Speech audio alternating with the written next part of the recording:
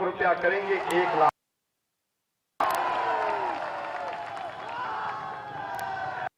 हमने 5 जवानों को सरकारी नौकरी दी,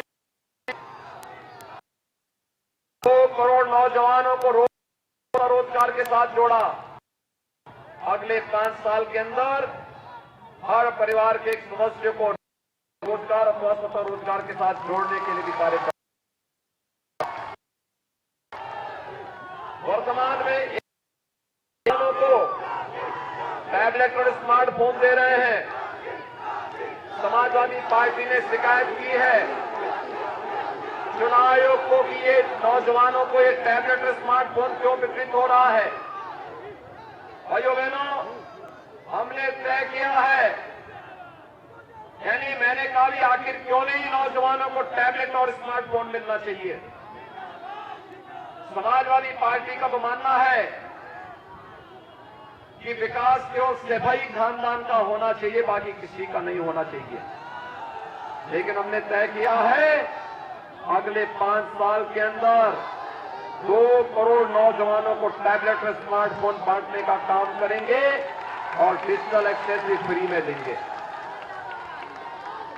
भाइयों बहनों, भारतीय जनता पार्टी जो कहती है वो करके दिखाती है। याद करिए, सपा की सरकार में केवल एक महोत्सव होता था, महोत्सव था सिपाही महोत्सव।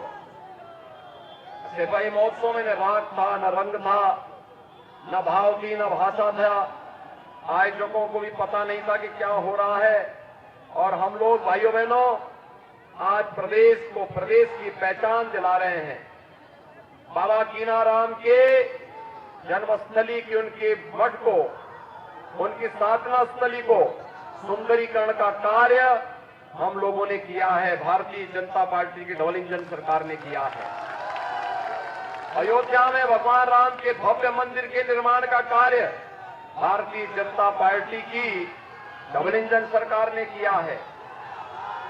काशी में विश्वनाथ धाम के सुंदरीकरण और निर्माण का काम ये भारतीय जनता पार्टी की डबल इंजन सरकार कर रही है। मथुरा, वृंदावन, बरसाना को सजाने संवारने का काम हमारी डबल इंजन सरकार कर रही है।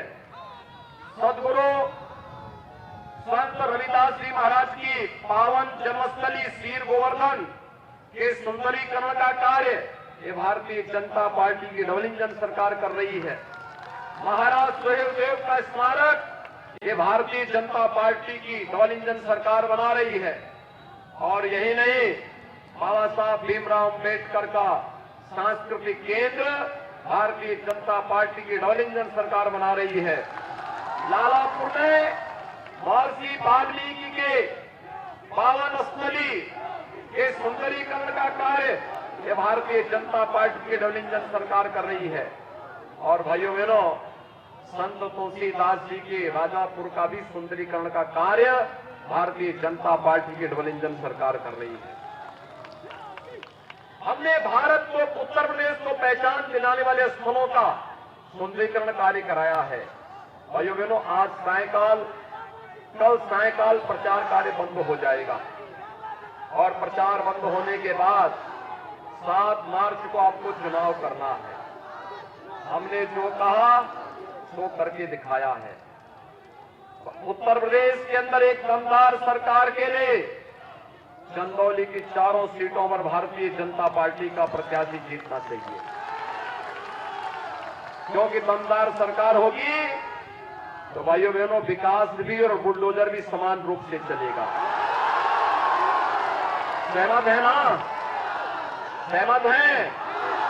देखो, बुलडोजर की ताकत क्या होती है। मऊ के अंदर यादवों की हत्या करने वाला, दंगा करवा करके यादवों को, खटकों को, हरिजनों को, राजभरों को, व्यापारियों के घरों में आग लगाने वाला माफिया सत्ता के संरक्षण में किस प्रकार से दंगा फसाद मऊ के अंदर करता था, उस समय समाजवादी पार्टी की सरकार की उस माफिया के सामने पूरी तरह रेंगती थी, नतमस्तक थी।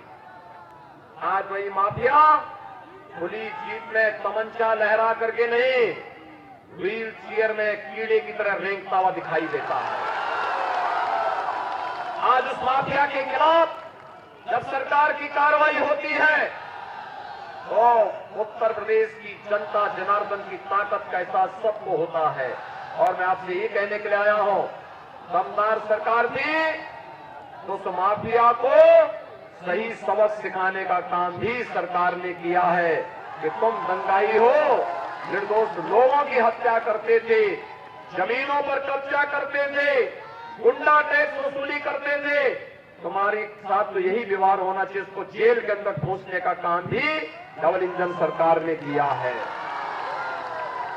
और भाइयों बहनों, ये बुलडोजर एक्सप्रेस हाईवे भी बनाता है और मेडिकल कॉलेज के लिए जमीन समतलीकरण कार्य में भी योगदान देता है।